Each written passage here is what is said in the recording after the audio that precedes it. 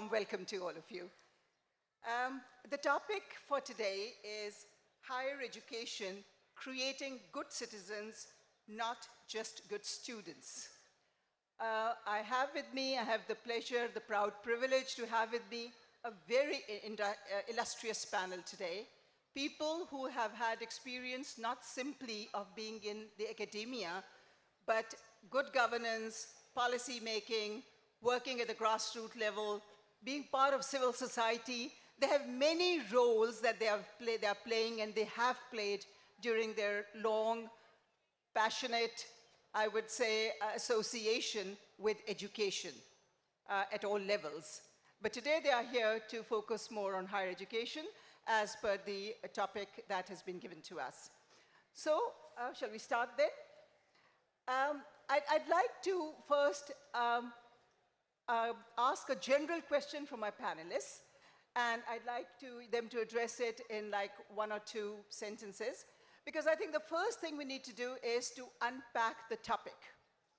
Good citizens, good students. Are they the same? Are they different? Who are good students and who are good citizens? So probably I'll go to Ms. Shahnaz first for her views on this. That's like putting a question in a test, yes or no.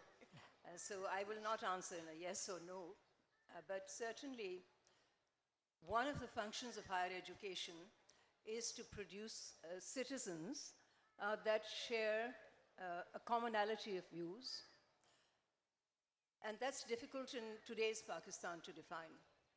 What is a good citizen? Because we have become a fractious society. There's a lot of dissension, there's a lot of conflict. There's disagreement on the view of what sort of Pakistan we want. So I think that this needs really a larger discussion. Clearly, the function of higher education and education at a level where there is inquiry, searching of knowledge, creation of knowledge, dissemination, writing, intellectual capital development, there is a need to first understand what is the role of a university in producing either well-equipped students for society in terms of jobs, or well-equipped, nurtured human beings that can actualize their individual potential and maximize their own creative energies and their intellectual strength. So I think the argument or the debate around good citizens and good students is not antithesis of each other. They both have to combine. You really need to have an educated cohort of citizens, of students in schools, colleges, and universities who then certainly can, and in their young age, also play a role as good citizens. And I hope we'll have an opportunity to discuss this a little bit more, because today universities are not addressing fundamental societal issues. Today, universities have been pushed by certain policymakers to just become universities that focus on science, engineering, and technology, and that do not focus on societal issues. And there is a range of societal issues that needs to be addressed. I hope to speak on that later. Thank you, Ms. Shahnaz Wazir. I think she's raised a very pertinent question about the purpose of higher education. Why have higher education? What is it that people in higher education are aiming to do? I'll pass on now to Dr. Shahid Siddiqui. Dr. Shahid, what is your take on this question? Good citizens, not just good students. Thanks, Dr. Fauzia. I think the question is much deeper, and we need to relook at this question as private good and public good. Because our contemporary education focuses on the private good. They are trying to prepare a student who will go to the market and who should have the requisite skills and get a good job and have a lot of money, and he or she should be completely isolated from what is happening in the society. The only purpose of education in this paradigm is to go to the market and fill in the slots, and that is it. I think that is creating problem, and that is, the outcome of the neoliberal model, where the whole focus is on maximization of profit and mass scale production with this privatization. Um, and I think in this, the morality question is at the back burner. There is no space for morality in this neoliberal model. And I think if we want to, make a change, we need to, have a very different model of education in Pakistan, which we can discuss in the later round. Thank you. Thank you, Dr. Shahid. Dr. Shahid has emphasized neoliberal education, and I hope that you will elaborate on that a little more in the second round of questions. Dr. Arfana Mallah, what is your stance on this?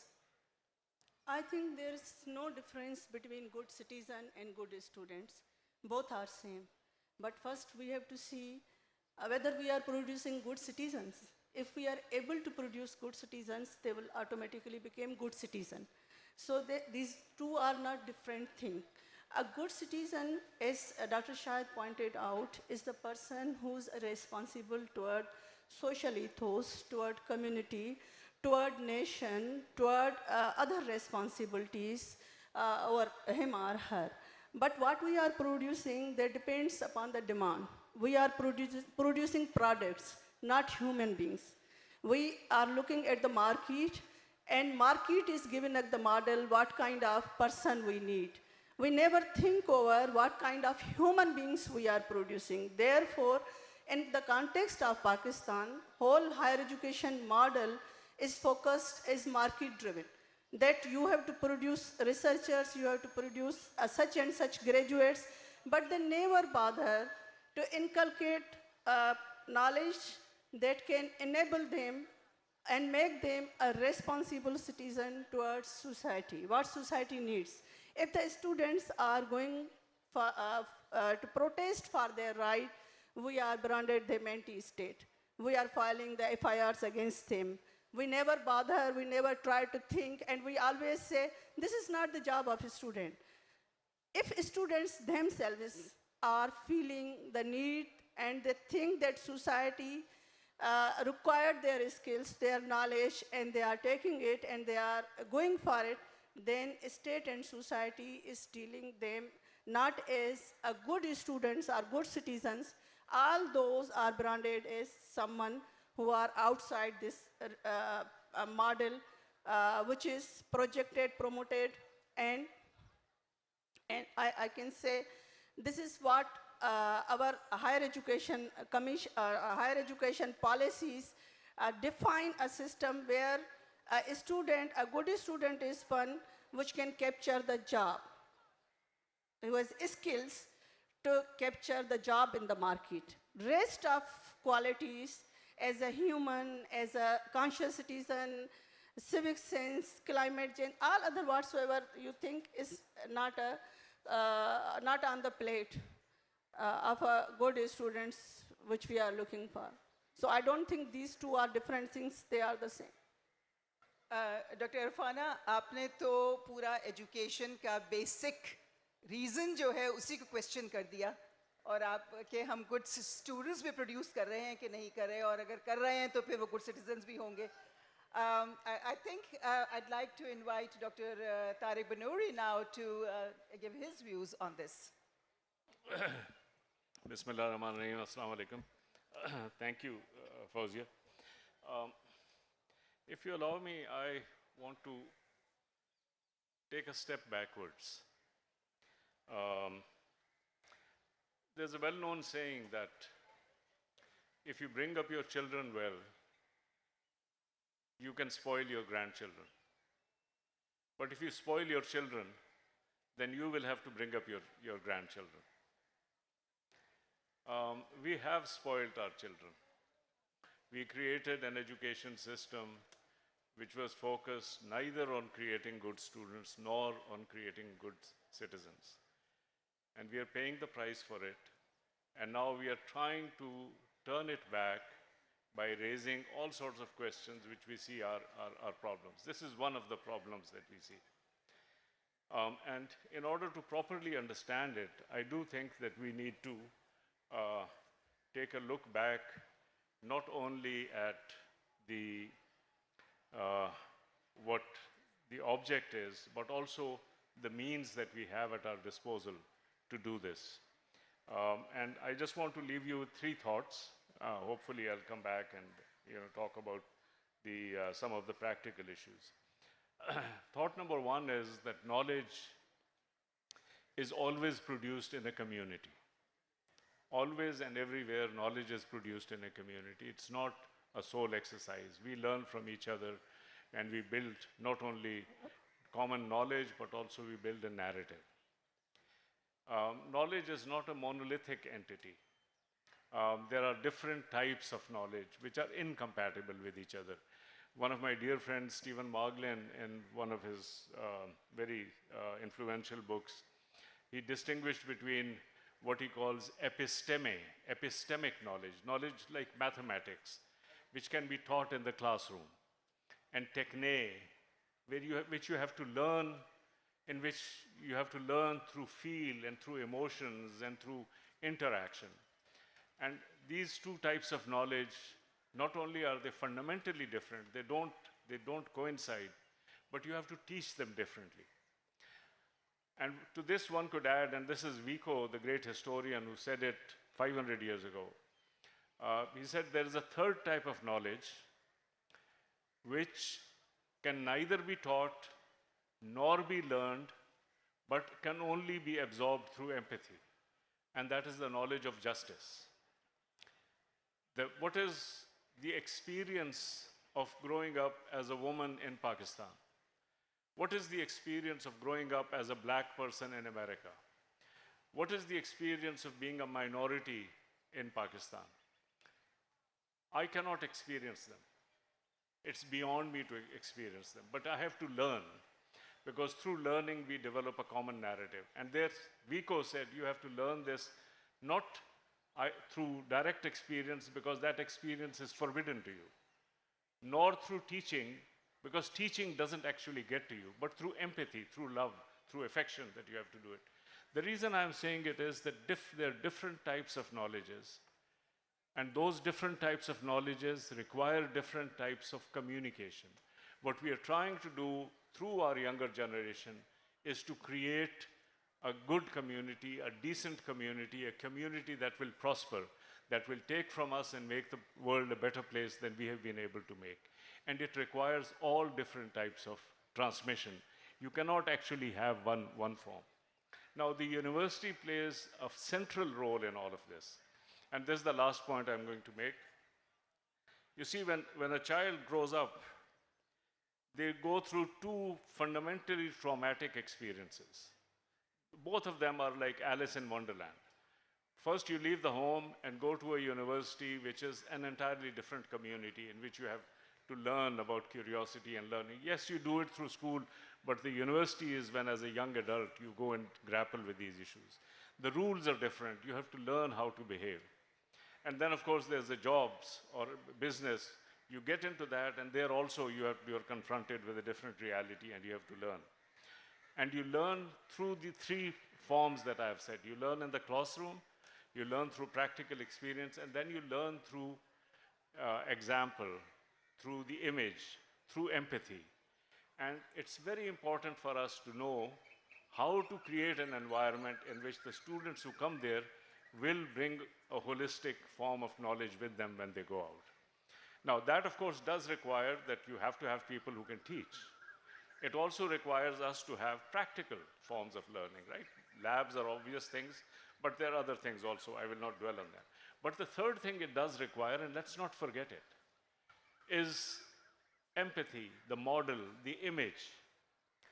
If we have universities in which the professors and the vice chancellors are always afraid because their salaries are going to be cut, they're going to be fired, you will actually create an environment in which people will learn how to deal with the world when you're afraid. If you have a university in which people always are looking at the powerful, regardless of their knowledge, and giving it more respect to the people who have knowledge, people will learn that that is the important thing to do. So for us, what is fundamentally important is to create an environment in which we can transmit these things. And for that, it is important not only to focus on the quality of the knowledge that we provide, but also the autonomy of the university, the autonomy of the vice chancellors, the autonomy of the professors. So you have these proud, dignified, confident human beings who create an image which people can learn how to follow. You want to create an environment in which people have the courage to be not only intellectual, but the courage to be self-confident, self-reliant, and unafraid. If we create that, then the students will follow it. If you create an environment in which people are always afraid, in which people are always looking at the government and saying, you know, shall we invite the president to inaugurate the literary conference or something? You're never going to get this. We need to have autonomous universities. We need to have focus on quality. We need to have autonomous professors. We need to have professors who are self-confident, dignified, who know that they can rely only on their own skills and don't need anybody to validate them. That's the world that we are trying to create. That's the world we should create.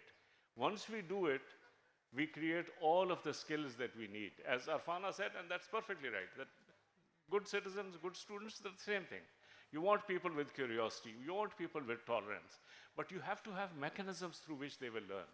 So my response, Fauzia, is that the university is the place to create those human beings, but we have to rethink the university, and we have to rethink the relationship of the university with the larger society in order to be able to create the institutions. Otherwise, we will always get what we now have. We will never be able to get out of this rut. Thank you. Thank you, Dr. Saab. So I think one thing that our panelists have made very clear is that there's no difference between good students and good citizens. They're not mutually exclusive. They're not binary terms, but one seems to be integrally related to the other one. So I think that sort of clears the ground for the next round of questions now.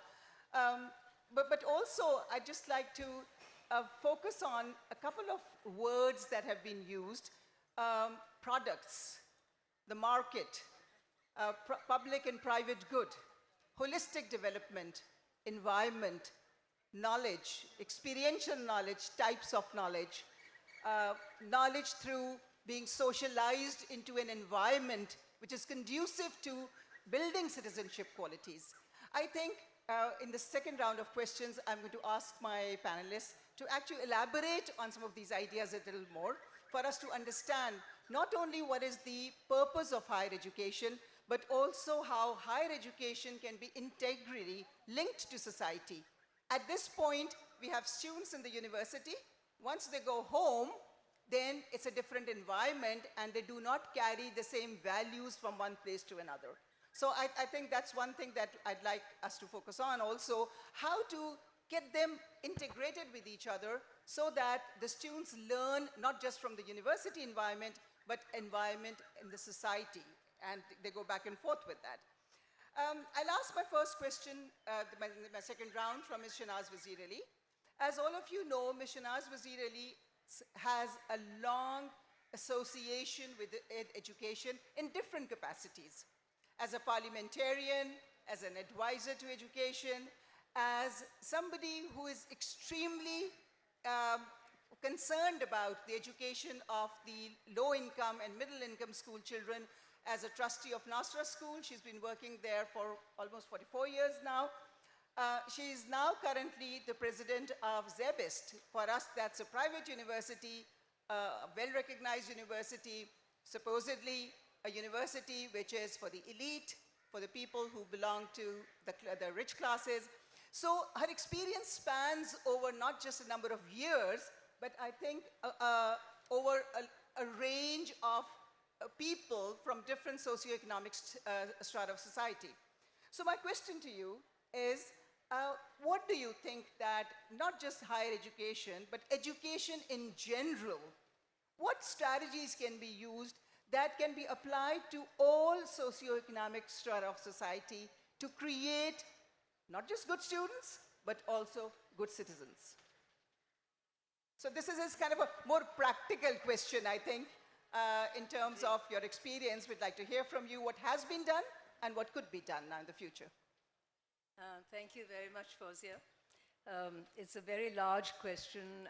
It stirs up multiple responses. But perhaps to get a handle on this, let me identify the ecosystem of the education economy, education sector. Every sector has its own political dynamics. Education also has a political economy. It has an educational vision, which may be acceptable, not acceptable, partially acceptable. It has a state model. It has a state project. So when we talk about what can we do generally about education, I think that answer lies with everybody. We all want schools to be good, well-functioning, well-established, good facilities, good teachers, good textbooks, good, the reliable examination system. In चीज़ों पर तो मेरे ख्याल में कोई फर्क नहीं है सबकी सोच में. बहुत इत्तेफाक है कि हम सब चाहते हैं कि हमारे सारे बच्चे जो हैं, चाहे वो मुतवस्सित तबके से हों या खाते पीते घरानों से हों, कि पूरा तालीम का जो निज़ाम है इन सब बच्चों के लिए अच्छा स्कूल का निज़ाम मुहैया करे. लेकिन सवाल ये पैदा होता है कि क्या रियासत ये करने के लिए तैयार है कि नहीं. क्यों हमारे पब्लिक सेक्टर स्कूल्स जो हैं, गवर्नमेंट के स्कूल्स जो हैं, उसमें जो असातिज़ा तयन की जाती हैं, क्यों उनकी तालीम, उनकी ट्रेनिंग, उनकी क्लासरूम परफॉर्मेंस, उनके जो रिज़ल्ट्स हैं, क्यों वो उस मयार के नहीं होते. आप सब मेरे ख्याल में अच्छी तरह वाकिफ़ हैं कि दूर दराज इलाकों के स्कूलों की क्या हालत है, शहर के अंदर गरीब इलाकों के स्कूलों की क्या हालत है. इसी तरह कॉलेजेस की भी हालत जो है, इसमें भी बहुत ही तशवीशनाक सूरत हाल है. इसी तरह बहुत सारी यूनिवर्सिटीज़ की जो हालत है. So the question is not what is good for the education sector. There are some fundamental things that are good for every education sector in every country. Well-trained teachers, competent teachers, well-equipped classrooms, an open, nurturing environment for students, inclusivity, and a good assessment and examination system, extracurricular activities, a nurturing environment. Everybody agrees on this. The question is, why do some countries deliver this well and why do other countries not deliver it well? Why is it that Pakistan has failed consistently to deliver education to its children? It has failed consistently to deliver good schools, good colleges, and good universities. Today, there are 23 million children out of school. क्यों नहीं वो बच्चा school जाता? क्योंकि school उसको वो value नहीं देता. उसको कुछ नज़र नहीं आता है स्कूल में कि माँ बाप जो हैं, वालिदैन जो हैं, वो समझते हैं स्कूल में मैं बच्चे को भेजूंगा तो इसमें से क्या पा के आएगा. 5 जमातें वो ख़त्म करेगा, उसी तरह तकरीबन अनपढ़ निकल आएगा. So the ecosystem or the political economy of the education sector is in a state of crisis in Pakistan today. It has been in a state of crisis previously. जितनी सियासी हुकूमतें यहाँ पर आई हैं, अभी इस्माइल मित्वा साहब ने बात की कि हम क्यों intellectual development, capital human development में इन्वेस्ट नहीं करते. तो सवाल हम सबसे पूछना चाहेंगे, मैं खुद हुकूमत में हूँ, so I hold myself responsible also, कि हम क्यों नहीं कर पाए. स्टेट जो है, स्टेट ओवर पावरिंग जो स्टेट है, ये पाकिस्तान की फलाह और बहबूद के लिए नहीं फंक्शन करती. ये पाकिस्तान की सिक्योरिटी स्टेट बन चुकी है. इसमें जितने फैसले किए जाते हैं ह्यूमन डेवलपमेंट की बेसिस पर नहीं किए जाते. क्यों हमारी तालीम के निज़ाम के लिए सिर्फ 2.2% GDP का रखा जाता है? क्यों हमारी यूनिवर्सिटीज़ में आज तक जो सैलरीज़ हैं, कई यूनिवर्सिटीज़ में प्रोफेसर्स को, टीचर्स को और फैकल्टी को सैलरी नहीं मिल पाती? क्यों हमारी टीचर्स की जो तनख्वाहें हैं और उनकी ट्रेनिंग है जो बिल्कुल मयार के बहुत ही नीचे सब स्टैंडर्ड है? बहुत सारे सवालात हैं.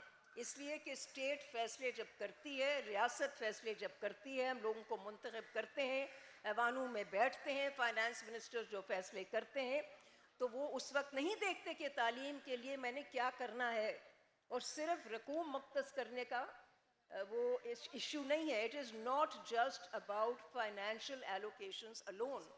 It is about the management of those financial allocations and how they are used. So I'll just be brief on this to talk about the higher education system, because you've asked questions about good citizens and good students. Today there are about 235 universities in Pakistan. About 39% of these universities are in the private sector. The rest 40% are in the public sector. Increasingly private sectors taking market space, because public sector, neither in its schools nor colleges nor universities, is always able to deliver good quality. Now there are some good public sector universities, اور وہاں پہ معیاری تعلیم اور یہ ساری چیزیں, تحقیق, ریسرچ, پبلشنگ, رائٹنگ, اور اعلیٰ معیار کے آپ کے پاس پروفیسرز بھی ہیں اور اسٹوڈنٹس بھی ہیں. یہ چند پبلک سیکٹر یونیورسٹیز ہیں, لیکن جو عام سٹینڈرڈ ہے پبلک سیکٹر یونیورسٹیز کا, یہ وہ نہیں ہے کہ آپ کسی بھی گلوبل کمپیٹیٹیو انڈیکس پر پہنچ سکتے ہیں. تو پورے سیکٹر کو اصلاحات اس میں کرنی, ریفارم اس میں لانا آسان نہیں ہے. حکومتوں نے کوشش کی ہے. 2-3 things that are predominant today in terms of issues which need to be addressed. One is give autonomy to universities. I will say it again, I have said it multiple times. خود مختار HEC ہونی چاہیے. اس کو ordinance کے ذریعے کسی طرح اس کو ordinance کے ذریعے اس کو لمٹ نہیں کیا جانا چاہیے, اس کو ڈسٹروائے نہیں کرنا چاہیے, جو کہ آج کل ہم کر رہے ہیں, کیونکہ حکومت اس سٹنگ گورنمنٹ نے ایک آرڈیننس بھی نکالا ہے کہ چیئرمین کی جو مدت ہے اس کو بھی 4 سال سے 2 سال میں تبدیل کر دیا جائے, اور سارے اختیارات جو ہیں وہ منسٹری کو دے دی جائیں, اور بہت ساری اور ایجنسیز بنا دی ہیں اس قسم کی. Autonomy, protect the constitutional autonomy of institutions. It is absolutely essential. All your good universities need to be made autonomous. There are top-notch some universities, considering Pakistan's competitive Pakistan sector. There is Quaid-e-Azam University, جہاں پہ outstanding departments ہیں. NUST ہے جہاں پہ outstanding departments ہیں. Agriculture University Faisal آباد ہے, جامشورو ہے. کئی ایسی یونیورسٹیز ہیں جہاں پہ اعلیٰ معیار کے ڈپارٹمنٹس ہیں. آپ اس یونیورسٹی کو اٹانومی دیں گے تو وہ یونیورسٹی آگے چل کر اپنے فیصلے کر سکے گی کہ ہم نے معیار کس طرح بہتر بنانا ہے. اگر آپ نے بیوروکریٹک ماڈل سے یونیورسٹیز چلانی ہے تو پھر آپ سیکشن آفیسرز بٹھا دیجیے گا. اس وقت تو یہ نظام چل رہا ہے. یونیورسٹیز کے فیصلے کون کرتا ہے؟ وہ کہتے ہیں کہ جی ہمیں بجٹ نہیں ملتا, تو بیچارے وائس چانسلرز کیا کرتے ہیں, وہ در در پھر رہے ہوتے ہیں کہ جی ہمارے پاس فنڈز نہیں ہیں, ڈیولپمنٹ پروجیکٹ آپ نے اتنے بجٹ میں ڈالا ہے, ہمیں تو پیسے نہیں ملے ہیں. Make universities educational institutions, not government departments, where you make them into government departments and make the Secretary of Education all powerful over a university or over the HEC or over the provincial HECs. You will just get models of government inefficiency. Government inefficiency is everywhere today. Government has not been able to deliver water, good roads, good schools, good hospitals. It cannot deliver good universities. You have to allow private, intellectual effort and capital and support it. اگر آپ وزیر اعظم house کو بھی university بنا دیں گے, مطلب ہے کس قسم کا معیار ہے پاکستان میں, اور ہر ڈسٹرکٹ میں ایک یونیورسٹی بنا دیں گے, کس طرح چلے گی؟ اس یونیورسٹی کے لیے کہاں سے آئیں گے پروفیسرز, کہاں سے آئیں گے آپ کی ایجوکیٹڈ faculty, آپ کے educated staff, managers, educational managers. So I really think, Fauzia, there are multiple questions here. It's a very complex sector. It is not easy to address them all. مگر جو چیزیں ہمیں نظر آتی ہیں کم از کم اس کو تو ہم ایڈریس کریں کہ کیا ہم نے اسی سمت چلنا ہے جو پچھلے 70, 72, 74 سال سے ہم دیکھ رہے ہیں کہ ہماری نوجوان نسل ہے جو ان کی ایسپریشنز ہیں, ان کی خواہشات ہیں, وہ چاہتے ہیں کہ ہمیں اس قسم کی معیاری تعلیم ملے, اس قسم کا ماحول ملے کہ ہم بھی اپنی زندگیاں بہتر طریقے سے اس پوری دنیا کے لحاظ سے کمپیٹیٹیو ارینا میں آ سکیں. تو یہ تو ہم نہیں کر پا رہے. So there's a real need for introspection at all levels, society and political leadership. Thank you, Ms. Shahnaz Wazir. I think you've pointed out correctly so many different things which we all need to take care of. But one thing reminded me when you talked about out-of-school children. There are so many out-of-school children in Pakistan. Yesterday in the inaugural session, where, Mr. Rashid Saeed, the OUP MD, he was talking about the digital divide and how now different organizations, the private organizations in particular, are trying to bridge the digital divide between the different strata of society. What I sometimes think is in the last 2 years, everyone who was in a public sector school should have been counted as an out-of-school child, because they got absolutely no education, despite the fact that there were some television programs that were put up, which unfortunately could not compete with all the wonderful cartoon programs that you see on different channels. I tried to sit through a storytelling session and fell asleep after the first 5 minutes. I'm not critiquing anyone, but what I'm saying is that when we are trying to get our figures, I think we need to consider, as Ms. Shahnaz Wazir earlier has said, not just one factor, but a range of factors which can bring children access to quality education, which is a fundamental thing before they can become, or as they become, good citizens. Ms. Shahnaz raised several things which I think the next speaker has already been defined by her as Dr. Tariq Banuri, because we are talking about autonomy of universities, we are talking about why so many universities, are they helping the higher education sector, are they helping produce more good students and good citizens? What is going on? Dr. Tariq Banuri has been the chairman of, and is the chairman of HEC, and I would like to ask him what practical steps have been taken in your tenure, Dr. Tariq, to actually help the universities produce both good students and good citizens? I know it's a very broad question, but it would be nice if you could share a couple of examples with us, with the audience. Thank you, Fauzia. This was the larger issue that we set before ourselves when I took over as the chairman HEC.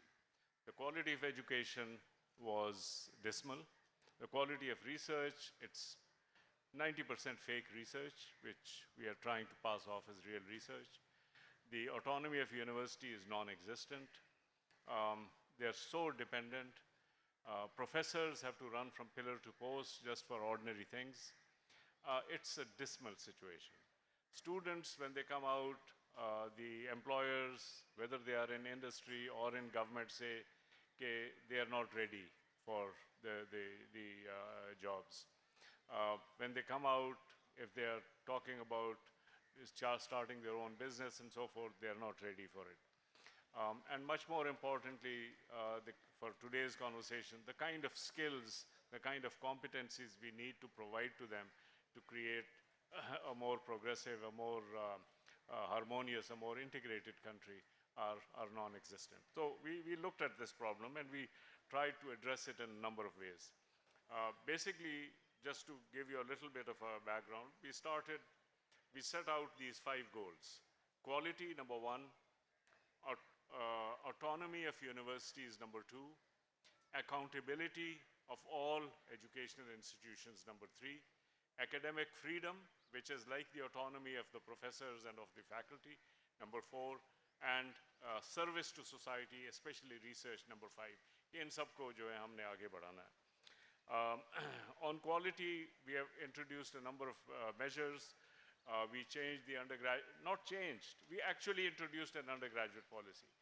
It would be a surprise for you that in 75 years of our existence, we did not have a clear policy on what is undergraduate education, what we are trying to achieve, and why we are doing anything. There was no such thing. There was a bunch of little notifications here and there. So we put together a policy. And my request to you is, it's on the website, please read it. It's a very short document. It sets out the broader vision. Then it says, what are the essential skills that everybody should have? People should know the broad sweep of human knowledge. They should be able to communicate. They should have numeracy. They should know about Pakistan and about our own society. These are things that everybody should have. They should have disciplinary skills. They should have practical skills, and we put in a lot of practical skills in there. And there's a lot of other things which is in between. When you read it, you will see it. First time we had an undergraduate policy. First time we had a PhD policy. Our PhD degree program is a disaster. It's a disaster. There are people who learn from it because they are self-motivated. They didn't even need the university.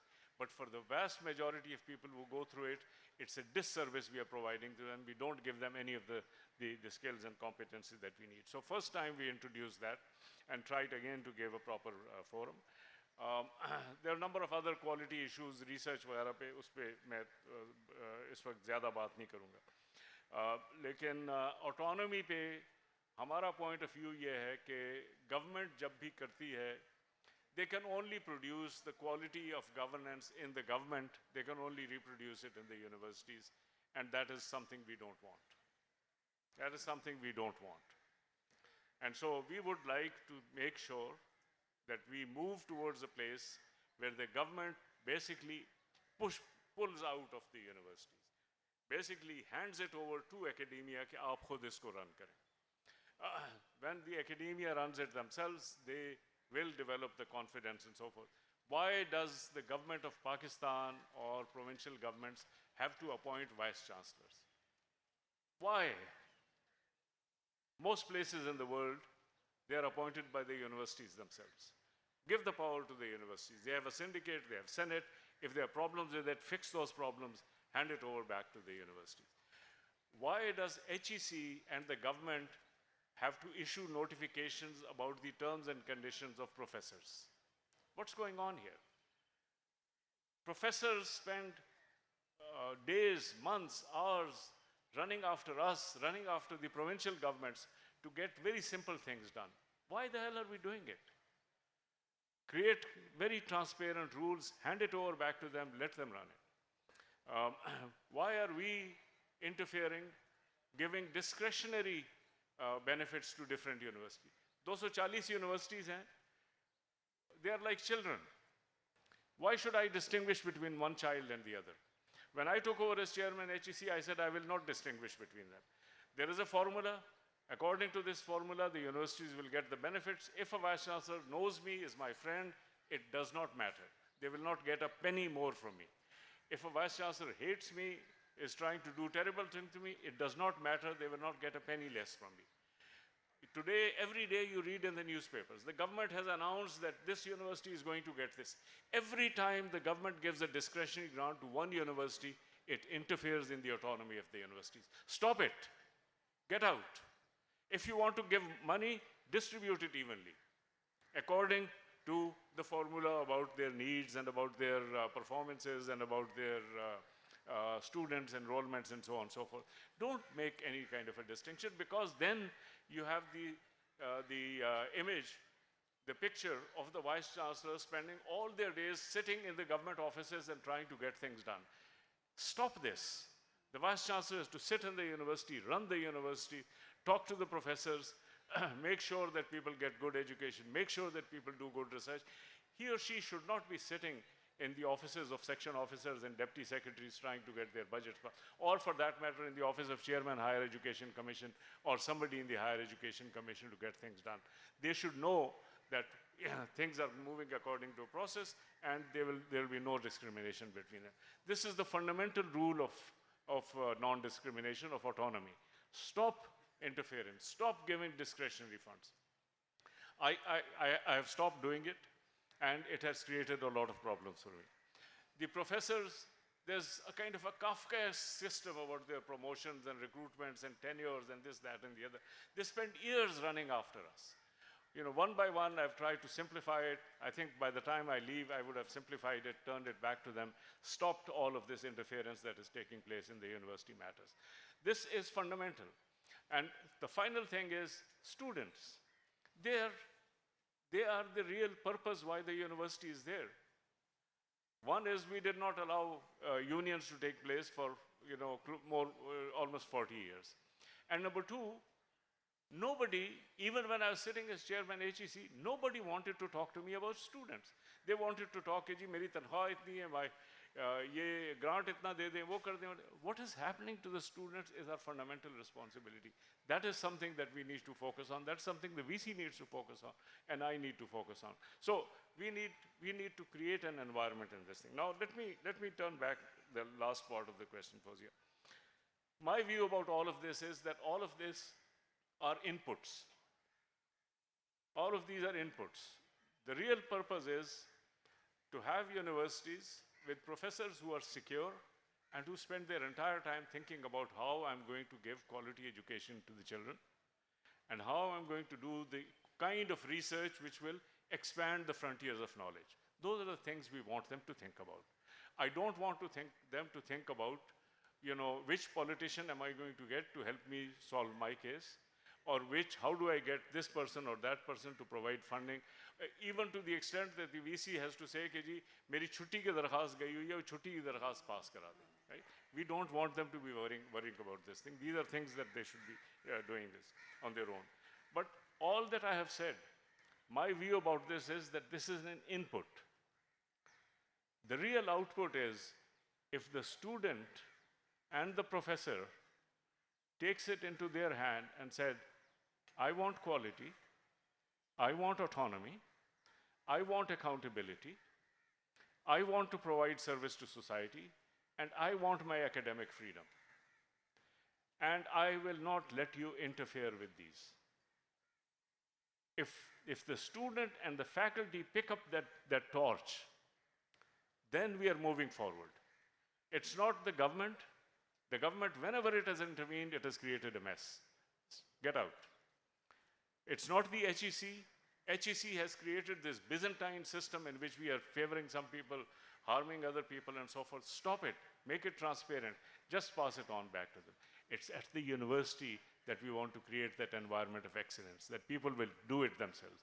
But it's for you, the students, and for you, the faculty members, who have to take the torch in your hand and say that we will run with it. Now, the government maybe did not intend it, but by removing me, they have created an environment that people are now actively talking about these things. And when I look back at my 3 years of my tenure, I think this is the best thing that has happened to our universities. People are now actively talking about this. I want this torch to be carried on. And if you carry on this torch, we will see a better Pakistan. If we drop this torch, no matter what the government does and no matter what HEC does, we will not see any progress. Thank you, Dr. Tariq. Thank you particularly for putting the student back into focus. Taking the inputs out, but then what are we doing all this for? We are doing it for the student. And one controversy that has been happening recently is about the student unions, and is that something that should not be allowed, and so on. And outside I was talking to Dr. Arfana Mallah. As most of you probably know, she's not only a very well-known academic, but she's also a member of the civil society. She is a very much what we call an activist, if you don't mind my using that term. It's not in any negative way, but her activism is for the students and for the betterment of education. So can I ask you what exactly is going on with the student unions and how you think that might help us put students back into good citizenship? That's very important because recently Sindh government in the Pakistan passed the bill and restores the student union. And I must appreciate Sindh government's stance. But this isn't happening in a day. There is a long activism behind it. And I must give the credit to the students of Sindh who protested for the restoration of students' union. And first time in 2012, all the universities of Sindh were closed on the demand that students' unions should be restored. Academia closed the universities for 22 days on this demand that government should restore the students' union. And since then, it was in the pipeline, and finally it took, I think, 8 years from 2012 up to 2022. Finally, students' unions has been restored in the Sindh, but it is not yet notified. There are many lacunas in the bill. Earlier, there were the 2 seats of students representatives in syndicate, one for the female student and one for the male students. Now, in the recent bill, it has been curtailed to the one only. There is no separate budget for a student union. There is no student union offices. Because in the 1972 Act, there were the separate budgets, offices for the students. So students' unions has been restored, but without funding, without office, without genuine representation at the syndicate, they might not give us an ideal input, but at least government took this step. And I'm sorry to share here that when in 2012, when we demanded the restoration of a student union, Higher Education Federation, Hague Federation was the one which vehemently opposed this demand.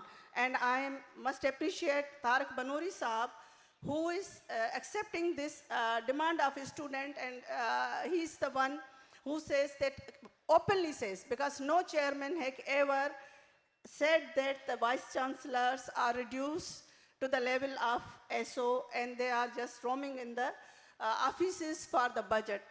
एक और बात जो अभी शहनाज वज़ीर अली साहबा ने कही, हम जब तालीम पे बात कर रहे हैं, फेडरेशन पे तो बात कर ही रहे हैं, लेकिन सिंध हैग का जो चेयरमैन लगा हुआ है, he is chairman of Sindh हैग सिंस लास्ट 8 years. एंड अगर आप उनकी देख लें प्रोग्रेस और कोई अकाउंटेबिलिटी कर लें, तो वो एक दिन के बराबर भी नहीं होगा. तो ये तो एक बहुत बड़े मसाइल हैं जिन पे हमें बात करनी भी चाहिए, लेकिन टाइम बहुत कम है. और जिस इशू पे मैं बात करना चाह रही थी, वो गुड स्टूडेंट और गुड सिटीज़न का है कि कैसा होना चाहिए. एक तो ये भी मिसकॉन्सेप्ट है हमारे अंदर के जस्ट स्टूडेंट्स ही गुड सिटीज़न हो सकता है, और एक अच्छे प्राइवेट एलीट स्टूडेंट यूनिवर्सिटी का जो स्टूडेंट है, he or she must be a good student, not necessarily he or she be a good citizens. तो ये गुड सिटीजन्स जिस तरह कम्युनिटी में काम कर रहे हैं, पब्लिक सेक्टर यूनिवर्सिटीज़ के स्टूडेंट्स, हमें उनको भी अप्रिशिएट करना चाहिए. और हमें यह भी देखना है कि आया हमारी एजुकेशन पॉलिसी का ये मकसद भी है कि हम गुड स्टूडेंट्स क्रिएट करें. जिस मुल्क के अंदर सिंगल नेशनल करिकुलम को इंट्रोड्यूस करा दिया जाए, जिस पे एम्फेसिस ये है कि आपके साथ जो दूसरा बैठा हुआ है वो शिया है, सुन्नी है, हिंदू है, काफर है, जहाँ पे आप तफरीक करना सिखाना शुरू कर दे अपने स्टूडेंट्स को, क्या वो गुड सिटीज़न बन सकते हैं? वो जहाँ पे ये एम्फेसिस हो कि आपको अच्छा शिया, अच्छा सुन्नी और अच्छा ये बनाना हो, वहाँ पे हम सिटीज़नशिप की डिबेट जो है अभी बहुत पीछे है. हमें जो इस वक्त सबसे बड़ा मसला है, अगर हमारी यूनिवर्सिटी में बच्चे कहाँ से आते हैं, ये तो हमने बात नहीं की कि पब्लिक सेक्टर स्कूल से आते हैं, पब्लिक सेक्टर कॉलेजेस से आते हैं. वो जो करिकुलम है up to universities level Islamiyat is compulsory, up to universities level Pakistan studies is compulsory, there is no civic subject in our curriculum. जब आप सिटीज़नशिप पढ़ाते ही नहीं तो सिटीज़न अच्छे बनाएंगे कैसे? तो तारिक बनोरी साहब ने अपनी अचीवमेंट्स को आपके सामने रखा. क्या सिविक को इंट्रोड्यूस करा दिया गया जामियात के अंदर, सिलेबस का हिस्सा बन गई? क्या primary up to graduation level, क्या हमें पाकिस्तान स्टडीज़ पढ़ना है कि हमें सोशल स्टडीज़ पढ़ना है, हिस्ट्री पढ़ना है? तो हमें पढ़ना क्या है? अगर हम गुड स्टूडेंट बना भी दें, अगर वो स्किल्ड हो भी जाएं, तो जो कंटेंट है, जो पेडागॉजी है, जो सिलेबस है, उसके अंदर इतना डिस्क्रिमिनेशन है कि वो कभी भी अच्छे स्टूडेंट्स नहीं बन सकते. तो ये बातें भी हमें रखनी चाहिए. Thank you so much. मेरे ख्याल में जो आपने ये बात कही कि पाकिस्तान स्टडीज़ और इस्लामिक स्टडीज़, आपको शायद मालूम है कि प्रोफेशनल कॉलेजेस में भी पढ़ाया जाना ज़रूरी हो गया है. तो क्या हमने उससे, ये एक सवाल होता है कि क्या सिर्फ आपने जो कहा सिविक्स पढ़ाने के उसमें, तो हम सोचें कि क्या पाकिस्तान स्टडीज़ पढ़ा के हमने ज़्यादा पेट्रियाटिक पाकिस्तानीज़ बना दिए? क्या इस्लामिक स्टडीज़ पढ़ा के हमने ज़्यादा बेहतरीन मुसलमान बना दिए? तो शायद अगर सिविक्स भी उसी तरह पढ़ाई जाए, नॉट इन द स्पिरिट जिसमें तारिक बनूरी साहब ने कहा और शहनाज वज़ीर अली ने कहा, उस स्पिरिट में नहीं, बल्कि सिर्फ एक सब्जेक्ट है, पास करना है, हल्का हाथ रखिएगा, पास कर दीजिएगा इनको प्लीज़, इनके तो बाकी सब्जेक्ट्स बहुत इंपॉर्टेंट हैं. तो शायद ये कंपलसरी बनाने से सब्जेक्ट्स को ना हो सके, but we'll have to strategize in some other ways. I'd like to now pass on to Dr. Shahid Siddiqui. Dr. Shahid Siddiqui के बारे में आपको मालूम है कि उन्होंने क्राइसिस ऑफ एजुकेशन पे बहुत सारी किताबें लिखी हैं, बहुत चीज़ें आइडेंटिफाई की हैं. ये लिंग्विस्ट भी हैं, एजुकेशनिस्ट भी हैं और कॉलम निगार भी हैं जो कि मुस्तकिल सोसाइटी के एजुकेशन के इश्यूज़ को बहुत गहरी निगाह से भी देखते हैं और हम तक भी लेके आते हैं through his columns. So I'd like Dr. Shahid Siddiqui for you to, you've listened to all the different, I mean, it's a Pandora's box. And we have tried to address a few things. आपसे अगर कहा जाए कि एक challenge क्या है पाकिस्तान की higher education को, तो आपके ख्याल से वो क्या है, क्या होगा? और अगर आप 1 मिनट और ले लें उसके बाद ये बताने के लिए कि उसको एड्रेस किया जा सकता है कि नहीं. I'm not going to ask you कैसे at this point. हमारे पास 10 मिनट हैं डॉक्टर साहब, तो अगर आप 2-3 मिनट में बोल दें तो शायद थोड़े से 2-3 सवालों का टाइम भी हो जाएगा. Thank you so much. Thank you. I think, as I said before, the biggest challenge is that our contemporary education is following the neoliberal model, which is a factory model, which means that mass-scale production, which means the oneness of curriculum or lesson plans, which means that exploitation of labor, in this case teachers, which also means that there is no room for morality. And I think we are producing in this paradigm monoculture robots who are thinking in the same way and whose only concern is to get a good job with more bucks. And I recall a very important book by Ivan Illich, De-Schooling Society. I think the main thesis there was that the whole society is schooled, I mean, the oneness of thought. And this neoliberal model advocates that education is apolitical. That is why there is no room for students' unions. It also promotes that education is neutral and passive. I think the way to get out of this vicious circle is to challenge this paradigm. And there are people who have challenged this paradigm, suggesting to us that education is not neutral or passive or apolitical. It's a highly political phenomenon which is linked with power in politics. And I recall Gramsci's view of how, there are two major approaches to hegemony. And according to him, the most effective approach is through civil society that does not use force or coercion, but they use cultures, language, and literature and education to control minds. So I think that we need to shift from this paradigm to that paradigm where knowledge is not just something fixed out there, but knowledge is not a noun, but knowledge should be taken as a verb, as an action verb. And because in this paradigm, what the teacher is doing, teacher is just transmitting the so-called fixed knowledge. And we need to challenge that knowledge is happening every day, and knowledge can be co-constructed in the classroom as well. And there are people who have challenged this and done it. For instance, Paulo Freire's work, that how education can be linked with society and how we can bring change at individual level and at societal level. Then we can see the work of Michael Apple, who again told us that education is a political phenomenon. And I think if we have entered this 21st century century, the challenge for us is that 21st century education model is totally different.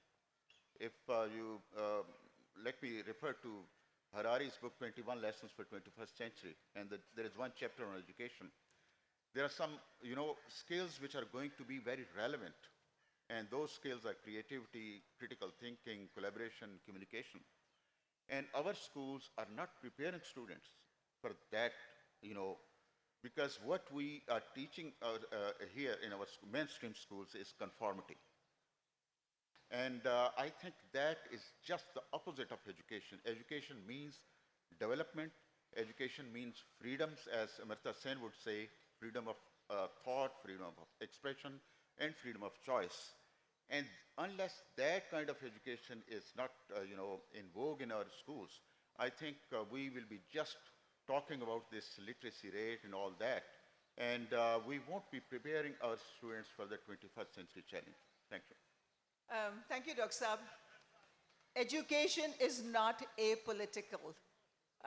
We have heard that. I think all our speakers have been talking about that.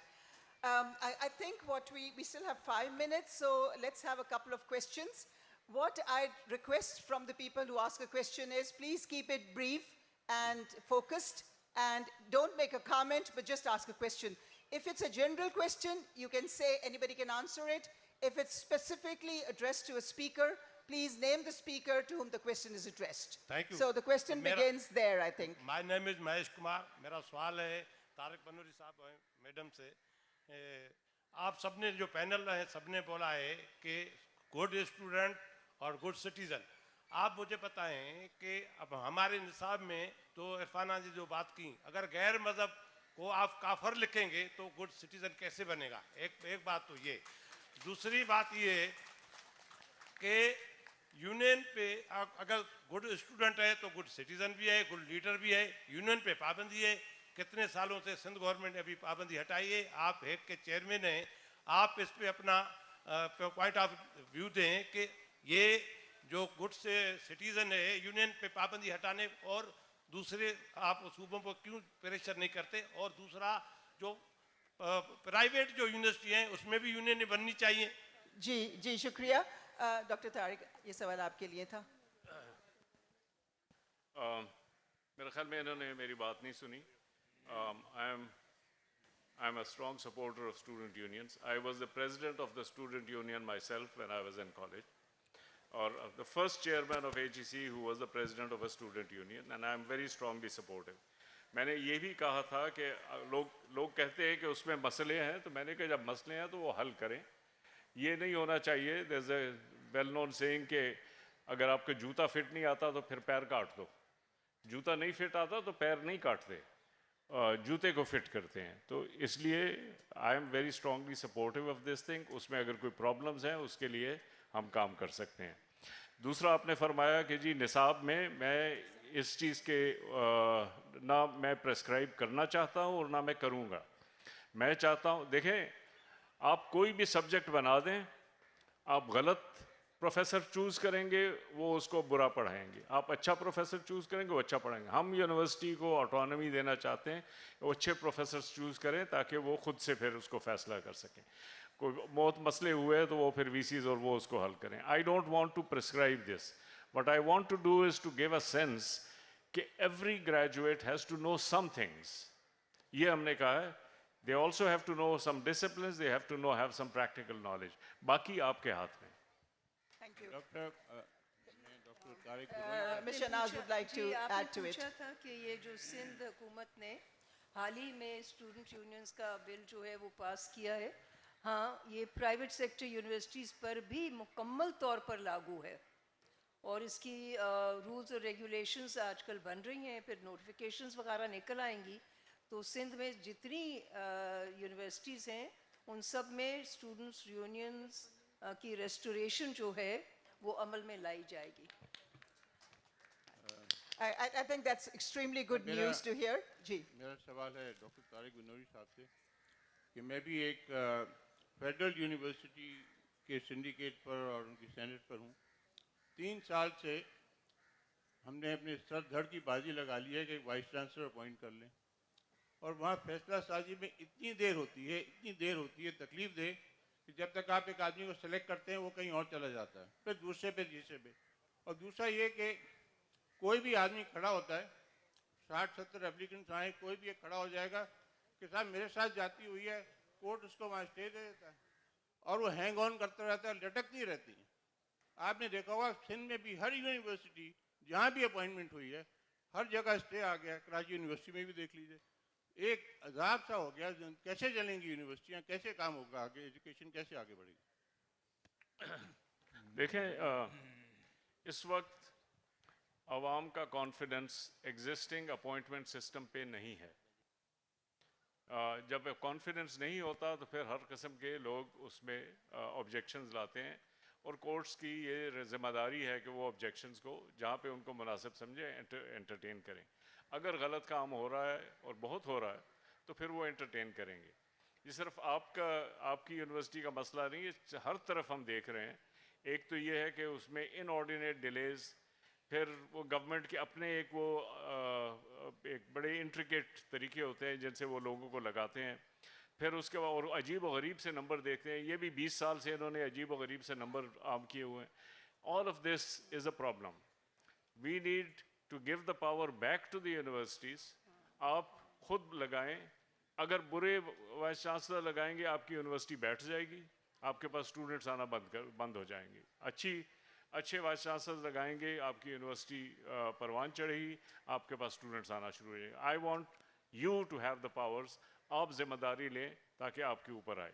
اس پہ بھی لوگ شروع میں عدالت میں جائیں گے آپ کے پاس, but you have to do the right thing تاکہ آپ ڈیفینڈ کر سکیں اپنے آپ کو. Thank you, Dr. Saab. I think will probably be the last question. I know that there are several people who want to ask questions because he's got the mic now. Because I think people are moving to different places. So if you have a brief question, we'll have one from here too, please. Thank you. I had a long question, lekin chale brief kar lete hain. I've studied from Nasra School, Mr. Shahnaz From? Nasra School, Mr. Shahnaz Wazir schools. Aapka mic nahi. My entire family, my paternal entire family has studied from her school, and we want to thank her to give us a liberal studies, even in those dark times of Zia martial law. I just want to میں ایک ان کو ایک اپنا واقعہ سنانا چاہتا ہوں کہ جب ہم کلاس 7 میں تھے 1988 میں, چھوٹا سا. ہاں جی 1988 میں جب ہم کلاس 7 میں تھے اس وقت سوشل اسٹڈیز سے پاکستان اسٹڈیز میں کنورٹ ہوا تھا, اور ہمیں پڑھایا جا رہا تھا کہ ہندو برے ہوتے ہیں, اور پھر وہ پڑھایا جا رہا تھا کہ ضیاء کتنا اچھا ہے اور بھٹو نے کتنا کیا. تو آئی ریممبر کہ جو ہماری پاکستان اسٹڈیز کی ٹیچر تھی, she got really disgusted, she closed her book, she went out the class and she looked around, came back, closed the door and said, this is all lies. I'll tell you the truth. You might have to write the same thing to get marks, but I'll tell you the truth, what the truth is. Forward 30 years, 3 سال پہلے جب میری بیٹی 11 سال کی تھی, وہ city school میں پڑھتی ہے, وہ مجھے آ کے کہتی ہے, پاپا is it true that all Hindus are evil. Last 3 years میں جب وہ کووڈ کے ٹائم پہ مجھے اپرچونیٹی ملی اسکول چینج کرنے کی. آئی change my both kids school, اور میں ان کو سیڈر اسکول میں ڈالا. اس سال میرا بیٹا 11 سال کا ہوا ہے, وہ میرے پاس آ کے مجھے کہتا ہے کہ پاپا you know why Hindus are evil, because they hurt Kashmiris and they kill Indian Muslims. مطلب میں شہناز علی صاحب سے ایک تو سوال میرا یہ ہے کہ آپ نے ناصر اسکولس کو آگے کیوں نہیں بڑھایا؟ ہمارے پاس ڈی ایچ اے میں ناصر اسکول کیوں نہیں ہے؟ کلفٹن میں کیوں نہیں ہے ہمارے پاس ناصر اسکول؟ اور سیکنڈلی, اب یہ پروونشل سبجیکٹ ہے, ایجوکیشن جو ہے پروونشل سبجیکٹ ہے, ہم اتنی مائنرس کی بات کی پاکستان اسٹڈیز سے کیوں نہیں نکال سکتے؟ آپ جو یہ کہہ رہے ہیں seed of students on higher education, یہ سیڈز آف بگیٹری, یہ سیڈز آف ہیٹ, یہ اسکولز میں شروع ہوتا ہے, یہ ٹینڈر ایج 11-12 میں شروع ہوتا ہے. اور ون مور تھنگ, آپ نے پرامس کیا تھا brief. I lost my train of thoughts, please. Ji, thank you very much. It's so nice to see a Nasra school student ask these questions. میرے خیال میں آپ اور میں اس سیشن کے بعد بھی بات کر لیں گے, لیکن یہ میں وضاحت کر دوں کہ ناصر اسکول میں ایک تو دیکھیے گورنمنٹ کا کریکولم ہے, لیکن ہم اس کریکولم کو باقاعدہ طور پر انرچ کرتے ہیں, اور جو ایکچوئل حقیقت ہے ہمارے ملک کی اور جو ہو رہا ہے وہ سوشل اسٹڈیز میں پڑھاتے ہیں. ہمارے پاس پروجیکٹس بھی ہیں اس طرح کے. تو میرے خیال میں کیونکہ اور نہیں, میں صرف کمنٹ کرنا چاہ رہا تھا کہ گڈ اسٹوڈنٹس کے لیے ہمیں گڈ ٹیچرس کی ضرورت ہے. ہمارے کلاس 7 کے جنہوں نے ہمیں یہ بات بتائی تھی, وہ خرم علی شفیق تھے, جو اب رینون ہسٹورین ہیں, رائٹر ہیں, وہ سب کو فائنل ایئر آف بیچلرز میں تھے, جو ہمیں ناصر اسکول میں ہمارے کلاس ٹیچر تھے. جی, خرم شفیق بہت ایک اعلیٰ ٹیچر ہے. Good citizen you need good teachers. Absolutely, I think that's what Ms. Shahnaz Wazir has said earlier on. ایک آخری سوال جی آپ یہاں سے لے لیتے ہیں. Kindly keep it brief because people have to move in and out of this venue almost immediately. My question is especially from the female panelists. In making good citizen and good students, parents, especially mothers, they play a very, very important role. But what today's mothers, They're not interested in making their children good students, neither good citizens. They're more interested in grades, right? This is my personal experience. Whenever I go to my children's parent-teachers meeting, they never talk about their behavior, their class ji, participation, आपका their सवाल attitude. सवाल क्या है आपका? How to get them out of this mindset, that grades are not important. इन्होंने address किया कि Yeah, this is the issue of the mothers. जवाब दे तो अरफाना पहले आप बोल दीजिए मेरा ख्याल है and then मेरे शाहिद साहब डॉक्टर ये- Shahid will be able to हाँ, add ये something to it. Different topic है टोटली। जब पूरी सोसाइटी आपको किस तरह जज कर रही है, आपके ग्रेडिंग से आपको जज कर रही है, तो मदर भी चाहेगी कि जो बच्चा है वो सक्सेसफुल हो in the eyes of society में, उनकी अपनी नज़रों में नहीं। तो ये एक सोशल प्रेशर है जो ग्रेड्स के ऊपर चला गया है। ये सिर्फ मदर का नहीं, पूरी सोसाइटी का ये अलमिया है। Thank you. Dr. Shahid, you wanted to add something to that? Okay, I think it's probably time to end this discussion. But what I would like to do before that is thank all of you for your very, very active participation. I'm so sorry that the questions couldn't be asked probably a next time, probably outside this. You can find all of them around and ask your questions. But I'd also like to thank my panelists. They have such a wealth of experience that I think they need hours to talk about education. This wasn't enough time for them, so I'm sorry that we weren't able to give you enough time. But one thing that is clear to us, I think all of us at the end of this, is that this is the beginning of a dialogue, and we cannot come to any conclusions. Higher education is a Pandora's box, as everything else. And there are so many issues to discuss. Several people have been doing it in various ways. But finally, it is all of you who need to raise your voice. It is the civil society who needs to support the education institutions to develop good citizens. Thank you so much for your patience. Thank you, Dr. Fauzia. Thank you so much. This leads me to ask Dr. Fauzia, just before you leave, that with a panel like this and as a publisher, maybe edited volume on a subject like this should be forthcoming so that the discussion and dialogue continues. And you have very good panelists, and Dr. Tariq Banuri should be contributing into this edited volume as well.